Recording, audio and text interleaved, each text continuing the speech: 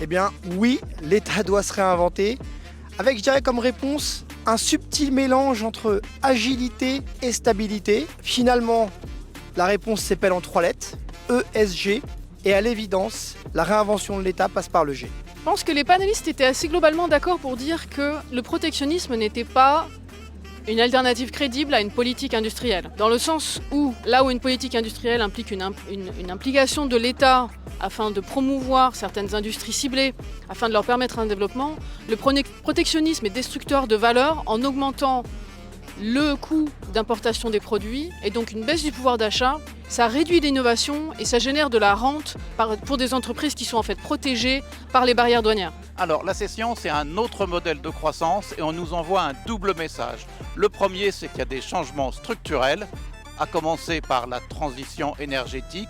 Et le deuxième, c'est que le modèle de croissance par rapport aux années passées va changer.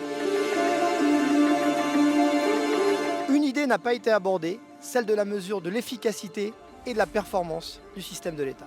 Si j'avais pu m'exprimer sur ce sujet, j'aurais mis en avant les nouveaux instruments dont l'Union européenne s'est dotée ces 2 dernières années en ce qui concerne la régulation et la réglementation des subventions étrangères et des investissements étrangers directs. Je pense qu'il faudrait pousser plus loin l'autre façon de penser la croissance. Je crois qu'il faut introduire le mot de régulation, ça veut dire comment fonctionne l'économie mondiale. Le néolibéralisme des 30 dernières années est en train de s'effacer vers quelque chose qui ne sera pas le retour au néo-keynésianisme des années 50 à 70. Il y a quelque chose à inventer. La forme aujourd'hui reste un peu floue.